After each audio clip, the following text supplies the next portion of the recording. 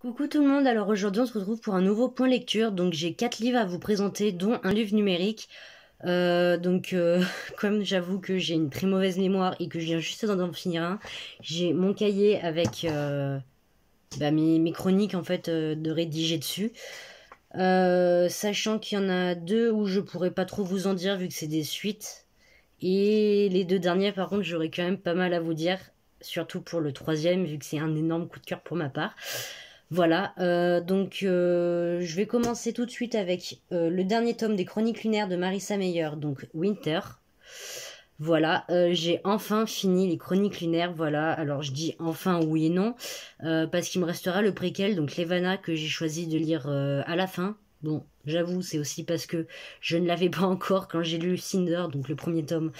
Donc c'était pas trop possible de les lire dans l'ordre, mais j'ai vraiment hâte de pouvoir le lire sincèrement. Donc j'ai vraiment adoré ce dernier tome. J'ai adoré vraiment le personnage de Winter, donc je pense que c'est censé la représenter, même si c'est vrai que moi je la voyais pas trop comme ça, mais bon, chacun a une imagination différente. C'est compliqué de vous parler d'un dernier tome, je vais y arriver. On en a pas mal appris aussi sur la lune, ses origines, plutôt son passé. Sur les Vanna aussi, et oh mon dieu, déjà rien que pour tout ça je m'attendais à tout sauf ça. La fin c'est pareil. J'avoue que plus les tomes avançaient et plus j'essayais de me donner une idée de ce à quoi elle pourrait bien ressembler, et je m'étais clairement pas attendue à ça, vraiment. J'étais surprise, un peu choquée quand même des derniers événements qui se passent dans les derniers chapitres, mais franchement je pense pas qu'on aurait pu faire une plus belle fin à cette histoire, même si forcément moi qui ai vraiment adoré tous les personnages, ça a été un déchirement au cœur pour moi de les abandonner, d'arrêter ma lecture. J'avais qu'une envie, c'était de continuer, de lire des suites, voilà, quitte à les inventer, mais bon, il faut une fin à tout, hein, comme on dit, donc voilà. En tout cas, comme les autres tomes, voire même largement plus d'ailleurs dans celui-là, bon en même temps c'est un final, vraiment il y a plein d'actions, Qu'est-ce que j'ai marqué? Ouais, c'est ça, ma lecture en tout cas elle était hyper dynamique, j'avais vraiment pas envie de lâcher le livre. Oh là là, mon dieu, il tient en haleine mais à un point. Si vous avez aimé le tome 1, déjà je vous conseille de vous procurer rapidement la suite. Voilà, moi j'avoue que j'avais acheté un peu les autres tomes sur un énorme coup de tête. Punaise, je vais y arriver. Désolée, on est le soir pour moi, là, je suis fatiguée. Mais je suis en retard pour vous tourner cette vidéo et vous la poster, donc voilà. Mais ouais, je vous conseille vraiment de les lire si vous connaissez. C'est une réécriture de contes de fées, donc Cinder du coup est basé sur le personnage de Cendrillon. Sauf que, ok, la belle-mère et une des deux belles-filles sont vraiment des monstres, mais encore plus que dans le Disney. Mais alors, il y a une des belles-sœurs, mais elle est adorable. Mais c'est un amour, cette fille, vraiment. Donc oui, c'est de la science-fiction, de la réécriture de contes de fées, même si ça je l'ai déjà dit. Mais en soi, comment dire, je sais pas après si c'est comme ça pour toutes les réécritures de contes de fées ou pas, parce que j'avoue que c'est ma première avec cette saga. Mais vous avez vite fait quand même des rappels aux histoires des contes, des contes du coup, euh, mais, euh, mais vraiment très rapide. Enfin, je veux dire, c'est une saga à lire, je pense. Et moi qui avait énormément de mal avec la science-fiction, je vous avoue que là, c'est passé crème. Donc, si pour moi, c'est passé crème, je pense que n'importe qui peut la lire. Alors, peut-être pas non plus à n'importe quel âge, hein, faut pas abuser, parce qu'il y a quand même pas mal de termes mécaniques et quand même des choses pas mal violentes. Donc, évitez de le lire si vous avez 12 ans, quand même, on sait jamais. Mais ouais, en tout cas, je pense que c'est une saga qui est vraiment à lire. Donc, elle est quand même assez vieille, hein, je crois. Je sais pas de quand ça date exactement, mais je sais que vraiment, c'était il y a plusieurs années que j'en avais entendu parler sur Booktube. Oh, quand même! Ah oui, mais voilà, Pocket Jeunesse en 2020. Bon, voilà, bon, le dernier tome a été écrit en 2015 par l'autrice, donc en version originale, mais ouais, ça date quand même un peu, hein. Mais ouais, du coup, je vous invite quand même à le découvrir si vous ne connaissez pas. Voilà, je vais m'arrêter là parce que sinon je pourrais en parler pendant 10 ans. Ensuite, j'ai lu le tome 2 de Poule Renard Vipère de Paul Ivoire, donc Zora. Voilà, c'est un roman jeunesse, il est tout petit, chez Poulpe Fiction, et vous avez je vais vous montrer des petites illustrations à certaines pages, et c'est vraiment adorable, voilà. C'est écrit gros, c'est écrit très aéré, et puis voilà. Donc, dans Poule Renard et Vipère, on va suivre Albin, Célis et Zora, donc qui sont chacun des enfants. Voilà, on va dire ça comme ça, même si du coup c'est des animaux, mais qui sont tous les trois des enfants, donc chacun d'un peuple respectif. Donc il faut savoir que dans cet univers, ils sont dans un endroit où il y a 3 royaumes, entre guillemets. Donc le royaume des poules, le renard, le royaume des renards et le royaume des vipères. Donc on va suivre comme dans le jeu, hein, les renards mangent les poussins mangent les serpents et les serpents croquent les renards. Sauf que au milieu de ces... En fait, voyez ça un peu comme un triangle. Et sur chaque pointe du triangle, vous avez du coup un royaume qui est posé, enfin, qui est installé, on va dire. Et au milieu, donc, il y a ce qu'ils appellent justement le triangle du danger, un truc comme ça, je sais plus exactement. Où en fait c'est un no man's land où si on s'y aventure, on n'est plus du tout protégé par le pacte qui fait que du coup ces 3 peuples ne sont pas en guerre et du coup on se fait attaquer par les autres et rien ne peut les punir et les en empêcher. Voilà. Donc on va suivre du coup ces 3 jeunes enfants qui vont lier une amitié ensemble, voilà, en se retrouvant dans ce fameux triangle. Et ils vont devoir résoudre des complots, des choses comme ça. C'est compliqué de vous en dire beaucoup du coup vu que le livre est extrêmement court. Mais franchement c'est super mimi. Pour du jeunesse je trouve ça quand même vachement travaillé. Enfin, après c'est peut-être aussi parce que je suis plus âgée que la cible. Mais c'est vrai que je vois pas mal de sous-entendus et de critiques même de notre société actuelle en fait dedans. Bon après je vais peut-être un peu loin mais en tout cas c'est mon interprétation. Et je sais pas, ouais, franchement, ça fait pas bébé du tout. Pourtant, j'avoue que c'est un peu ce que j'avais peur quand j'avais lu le tome 1, voilà, je vous l'avouerai. Surtout à cause des graphismes, mais on va rien dire. Mais voilà, pareil, si vous connaissez pas, je vous invite fortement à le lire. Donc, dans chaque tome, on va se trouver, entre guillemets, dans le royaume d'un des 3 enfants. Donc le premier tome c'était le royaume des poussins et donc le dernier tome ce sera le royaume de Célis la vipère. Voilà. Et j'ai vraiment hâte, surtout que mon dieu on nous a lâché avec un truc à la fin. J'ai pas envie. J'ai pas envie que ça arrive en fait. Enfin non. Je dis non. Voilà. Donc ensuite donc on passe au livre numérique donc que j'essaierai si j'y arrive à vous insérer par là. Voilà. Sinon, bah tant pis, hein, je ferai comme j'avais fait dans un de mes anciens reading vlogs, je vous mettrai la couverture rapidement à la fin de la vidéo, pendant genre 2-3 secondes, quand même pour que vous puissiez voir le livre. Parce que oui, je vous filme en fait avec mon téléphone et mon téléphone me sert de liseuse, n'en ayant pas une vraie, entre guillemets. Donc je ne peux même pas vous montrer vite fait comme ça sur un écran. Mais donc j'ai lu Lula et les monstres de Christelle Le Bailly. Donc c'est un roman jeunesse toujours, fantastique par contre cette fois, qui est auto-édité. Voilà, et franchement, j'avoue que je m'attendais pas à ça. Enfin, j'ai vraiment commencé ma lecture en sachant uniquement que on allait suivre donc Lula, une jeune fille qui allait tout faire pour retrouver son frère et le sauver. Et bah franchement, ça a été un énorme coup de cœur pour moi. Enfin, je pense que je vous en ai déjà assez parlé sur Insta quand je l'ai fini. Oui, Saturne. Coucou à toi aussi. Mon lapin, si jamais, il fait du bruit. Il est pénible. En même temps, normalement, à cette heure-ci, je lui donne à manger. Donc, je vais essayer de faire vite quand même pour que monsieur ne mange pas trop. Donc, C'était un énorme fail de ma part, je l'avoue, le fait que je l'ai acheté, tout simplement parce que je voulais juste en fait regarder le prix à la base. Donc du livre numérique parce que c'est moins cher qu'un livre papier. Donc puis là en plus je crois qu'il était dans les promos Amazon quand je l'ai acheté du coup. Donc à la base je voulais juste regarder le prix et en fait grosse bisglosse comme je suis, j'ai cliqué sur acheter alors que le prix était marqué juste au-dessus. Voilà, donc je me suis dit bon c'est pas grave, de toute façon tu comptais le lire un jour. Autant l'acheter en numérique, comme ça s'il te plaît pas, au pire, t'auras pas payé le prix fort, c'est pas grave.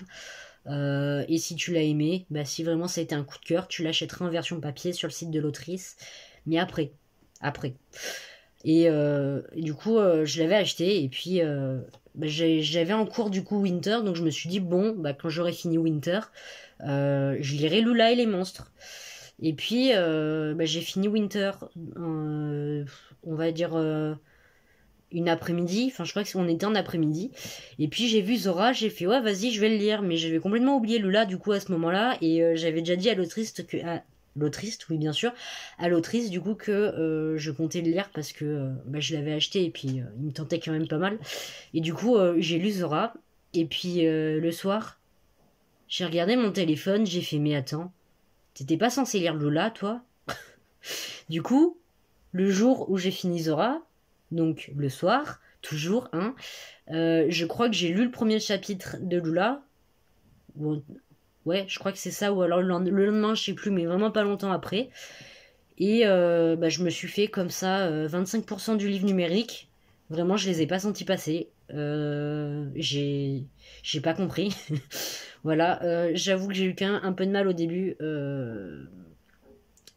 Parce que déjà j'avoue que j'ai rarement lu des romans où on commence directement le livre avec un dialogue, mais un dialogue qui nous dit pas vraiment en fait ce qui se passe. Enfin, je veux dire, c'est vraiment un dialogue en mode ouais la sorcière machin, enfin je sais plus exactement, mais voilà. Et puis du coup j'ai lu le premier chapitre, enfin à peu près la moitié du coup je pense.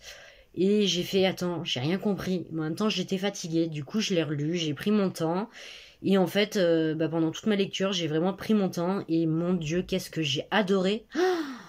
Lula et Layton, vraiment, c'est mes chouchous. Voilà, je vous le dis. C'est donc Lula, forcément, c'est Lula. Hein. Layton, c'est une vieille luciole qu'on rencontre au début du livre, donc voilà, c'est pas un spoil non plus que je vous dise ça. Je vais pas vous en dire beaucoup en vrai sur le livre, voilà. Sachez juste que c'est du fantastique, donc. Et du fantastique par contre basé sur de la psychologie, mais la psychologie vient, on va dire, au bout de 75% du livre, voilà, donc vraiment vers la fin. Et tout le long de ma lecture, j'avoue que je me faisais quand même des idées de ce que pouvait être la fin. Et en fait, je m'étais vraiment pas attendu à ça. Et quand je l'ai fini, je crois que vraiment j'ai pleuré. Voilà. Et quand on sait vraiment que c'est... Alors je dis peut-être des bêtises, mais je crois que c'est le premier livre de l'autrice. Quand je vois le coup de cœur que j'ai eu, mais je vais faire quoi? Je vais faire un infarctus en fait en lisant les autres. Enfin, vraiment, c'est la question que je me suis posée, voilà. Mais vraiment, sa plume est super agréable à lire. J'ai trouvé le roman vraiment très très poétique. Pour de la jeunesse, quand même, je trouvais qu'il y avait certains mots qui étaient un peu compliqués, mais c'est pas non plus de la jeunesse bébé. Enfin, j'aime pas dire ça en vrai, mais c'est vrai que pour moi, on est entre de la jeunesse et du roman normal. Enfin, on n'est pas du coup dans du young adulte parce que la Lula, je crois qu'elle a 9-10 ans, quelque chose comme ça, donc je pense pas en vrai qu'on puisse mettre ça dans du young adulte ou même de l'adulte. Mais en tout cas, j'ai trouvé vraiment ce roman très très profond. Il m'a vraiment très très fortement touchée. Je m'attendais vraiment pas à ça. Enfin, même d'ailleurs, pour tout vous avouer, à pas grand chose en le lisant. Voilà, je connaissais Christelle Le Bailly de sa chaîne YouTube de base. Parce que elle fait pas mal de conseils d'écriture. Et c'est vrai que moi qui aimerais beaucoup écrire des livres, forcément, c'est ça qui m'a attiré de base chez elle. Et du coup, je m'étais mis quand même dans ma wishlist tous ces romans et je m'étais dit autant commencer entre guillemets dans l'ordre de sortie, même si c'est un peu débile, hein, mais je me dis que comme ça au moins je vois la réelle évolution en fait de l'auteur au niveau écriture et quand j'ai vu ça pour le premier roman, sachant que c'est de l'auto-édité, vraiment le livre il est bon mais alors à un point, mon Dieu. C'est compliqué de vous en parler beaucoup, mais j'ai adoré vraiment. En plus, l'histoire, elle est hyper fluide et elle changeait vraiment de ce que j'avais l'habitude de lire. Parce que forcément, moi, le fantastique, je crois que j'en ai même jamais lu, ou en tout cas, j'ai dû en lire, mais sans être au courant. Donc, c'est pour vous dire. Mais voilà, comme j'ai déjà dit à l'autrice, du coup, merci beaucoup d'avoir écrit cette pépite. Voilà, si jamais tu passes par là, coucou. Mon Dieu, je l'ai adoré, mais alors d'une puissance. Et donc pour finir, on va commencer du coup avec mes lectures du mois de la fantasy. Voilà, on est le 3 mai et j'ai enfin fini le premier roman que j'avais prévu de lire, donc qui est le tome 1 de Shades of Magic de V.E. Schwab. Moi et la prononciation des noms des auteurs, c'est toujours pas ça. Donc en gros, là-dedans, on va suivre Kel et Lila qui vont se rencontrer alors que c'était pas du tout prévu, voilà. Et ensemble, ils vont devoir remettre un caillou à sa place. Je n'en dis volontairement pas beaucoup de ce côté-là parce que l'intrigue met énormément de temps en vrai à se mettre en place. Voilà, il faut savoir qu'on se trouve dans un univers où il y a différents Londres, donc que Kel a classé par couleur. Donc on a le Londres noir qui est un Londres maudit entre guillemets, déchu, enfin détruit, du coup concrètement détruit. En fait, c'est un Londres où les habitants vivaient en communion littéralement avec la magie. Et, euh, et en fait, un jour, ils se sont fait dévorer littéralement par la magie et ils sont tous morts. Et pour éviter la contamination, les autres Londres ont choisi de couper tous les portails qui les lient entre eux en fait. Et voilà. Donc maintenant, tous les Londres sont isolés et le Londres noir est détruit. Voilà. Donc on a donc aussi le Londres blanc, donc qui est un Londres où par contre faut pas rigoler là-bas. Voilà, parce que il y a, alors je dirais pas qu'il y a très peu de magie, mais il y en a pas non plus, enfin c'est pas fifou non plus quoi. Ils changent de roi et de reine tous les 4 matins, ils passent leur temps à s'entretuer. Ils partent du principe que la magie, ils doivent la dominer et pas l'inverse, voilà, enfin, c'est un instrument et il faut absolument qu'il soit au-dessus de cet instrument, enfin, c'est tout un bazar. Ensuite, on a le Londres rouge, donc duquel plutôt est originaire Kel, donc qui est un Londres où ils vivent en fait avec la magie, un peu comme le Londres noir de base, hein, pas celui de maintenant, vous avez compris. Sauf que ils y font quand même gaffe, quoi. Enfin, je veux dire, ils vivent avec la magie, mais ils en abusent pas non plus. Parce qu'ils ont peur, évidemment, de refaire ce qu'ils ont fait avec le Londres noir. Et on a donc le Londres gris, d'où est originaire Lila, donc qui est juste là. D'ailleurs, je vais vous montrer un peu mieux, la couverture est magnifique. Où en fait, c'est grosso modo notre monde à nous, notre monde plutôt à nous, où la magie n'existe pas, enfin elle n'est pas censée exister on va dire. Ils sont même pas au courant, enfin voilà, la magie il y en a pas, personne ne sait qu'elle existe, enfin voilà. Et en fait, Kel donc c'est un Antari, je sais pas comment on le dit, mais ça me fait penser au Tari d'ailleurs le mot. Mais bref, ça n'a rien à voir. Mais en gros, c'est un mage de sang, donc il est vachement plus puissant quand même que les magiciens normaux, on va dire. Il est capable en fait avec son sang de créer des portails qui le mènent aux différents Londres, donc sauf le Londres noir du coup qui est scellé dans son coin et qui y reste c'est quand même mieux.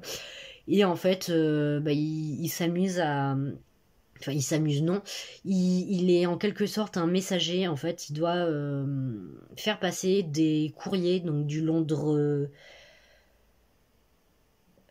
des différents Londres entre eux. Voilà, parce que personne d'autre ne peut le faire. En fait, il y a vraiment que les mages de sang qui peuvent ouvrir des portails et les traverser depuis du coup que tout a été cassé. Voilà. Sachant que il est... alors, attention à ce que je veux dire, ils le disent clairement dans le livre, donc c'est pour ça que je me le permets. Il est une espèce en voie de disparition dans le sens où actuellement, en tout cas dans le livre, ils ne sont plus que 2 de leur espèce. Enfin, plus que 2 du coup mages de sang. Je préfère quand même le dire comme ça parce que oulala, ça peut choquer quand même de dire ça comme ça, même si bon, c'est écrit littéralement dans le livre. Et, voilà, donc lui, il est rattaché du coup au Londres rouge et l'autre au Londres blanc, je crois. Ouais, c'est ça. L'autre est beaucoup plus âgé aussi. Et la particularité du coup des Antares en plus d'avoir beaucoup plus de pouvoir que les autres et de manier en plus la magie du sang. Donc la magie à l'état pur, on va dire. C'est que, alors je sais pas si je vais réussir à vous montrer, si on le voit clairement. En fait, il a les yeux verrons et la marque des Antares, c'est qu'ils ont un œil entièrement noir. Voilà. Donc ils ont l'œil noir, je sais plus pourquoi. Écoutez, je sais plus s'il y a une explication, mais c'est comme ça qu'on les reconnaît. Ils inspirent autant de respect que de crainte en vrai, quand même de la part des autres. Alors pour le deuxième, du coup, je sais pas parce qu'on suit que qu'elle du coup, donc voilà. Donc pour ce livre, donc je l'ai quand même fortement apprécié. Voilà, c'est pas non plus un coup de cœur. Contrairement à ce que je m'attendais en vrai au fur et à mesure de la lecture, je sais pas pourquoi. Voilà. Mais écoutez, c'est comme ça. Donc j'ai énormément du coup apprécié les 2 personnages ici présents. Surtout quand même le personnage de Lila qui pour moi était quand même plus travaillé dans le sens où je sais pas, enfin moi de mon point de vue en tout cas, elle était beaucoup plus attachante et on en sait très peu donc sur les 2. Donc je pense quand même que ça va se dévoiler un peu plus dans les autres tomes parce que donc c'est une trilogie. Mais je sais pas, j'ai eu un plus fort attachement pour elle. Je sais vraiment pas pourquoi, voilà. Pour moi, il manquait quand même un petit truc à Kel pour l'aimer autant que Lila, mais je les ai quand même vraiment adorés tous les 2. L'histoire, franchement, elle était super, voilà. Vraiment, je vous dis, je sais pas pourquoi est-ce que c'était pas un coup de cœur, mais en vrai, peut-être que dans quelques jours, je vais faire waouh, Shades of Magic, c'était génial. Mais ouais, là je viens de le finir et étonnamment c'est pas un coup de cœur, donc bon. Je vous l'ai déjà marqué sur Insta avec la chronique que j'ai postée donc juste avant pour moi mais hier pour vous. Mais avec cette lecture donc je valide Voguer sur les flots de la catégorie O du mois de la fantaisie et j'ai pas hâte de finir cette catégorie parce qu'il y a les chroniques non, les banniers, les proscrits, je vais y arriver. Les chroniques lunaires, c'est finito. Finito, c'est pas ce mois-ci. Mais ouais, j'ai les banniers, les proscrits qui m'attendent. Et si vous avez déjà vu mes autres vidéos, vous savez à quel point j'aime et je déteste cette saga. Dans le sens où j'en suis à ma 3e tentative de les finir. Et ça y est, cette fois, je vais enfin commencer à être perdu dans le sens où je dois avoir déjà lu la première et la deuxième partie du livre mais pas plus donc c'est même pas la moitié pour tout vous dire je pense et ça me fait peur autant que ça me donne envie voilà mais j'ai encore un livre avant à lire donc parce que oui du coup je vais essayer de les lire dans l'ordre que j'ai enfin dans l'ordre du coup du challenge bon même si c'est débile hein, de vouloir faire ça mais bon au moins ça m'ordonne ma lecture puis ça m'évite de me dire ah tiens qu'est-ce que je vais lire c'est mieux je trouve mais si vraiment en vrai j'appréhende trop ma lecture et que je sens que je risque de bloquer dessus je vais passer et puis je le mettrai à la fin en dernier c'est pas grave voilà donc en tout cas j'espère que cette vidéo vous aura plu qu'elle aura pas été trop longue que je vous aurai potentiellement donné envie de lire certains des livres hein, franchement j'ai eu quand même 3 coups de cœur et un livre fortement apprécié qui n'est pas un coup de cœur. Donc je pense que je vais essayer en vrai voilà, de vous faire des vidéos où je vous présente 3-4 livres à chaque fois parce que ça m'évite de faire des vidéos de 50 minutes. hein, c'est quand même mieux. Même si là, pour 4 livres, je vois que j'ai fait pratiquement 30 minutes et ça me fait peur, surtout que j'ai l'impression d'avoir vraiment survolé les livres. Alors attendez, hop, désolé, c'est que je me faisais mal aux jambes avec ma position.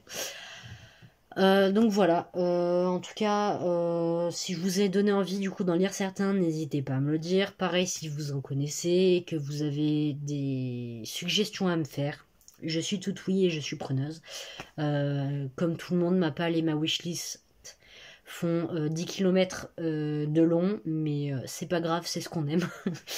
Voilà, et puis au pire, si vraiment je vois que j'ai plus de place dans ma bibliothèque, je les achèterai en livre numérique, c'est pas grave. Je me suis rendu compte que j'aimais quand même beaucoup ce format. Et je pense cet été essayer de m'acheter une liseuse si j'arrive à trouver un boulot pour cet été. Comme ça, déjà, je me dis que ce sera plus grand qu'un téléphone. Et, et puis voilà. Voilà. Sur ce, je vous dis à la prochaine. Donc, je pense que ce sera encore un point lecture, mais je suis pas sûre. Je verrai. Parce que je me suis mis quelques idées de type de vidéo en vrai de côté. Faut juste que j'arrive à voir ce que je peux en faire. Et puis voilà. Sur ce, je vous dis à la prochaine. Salut tout le monde.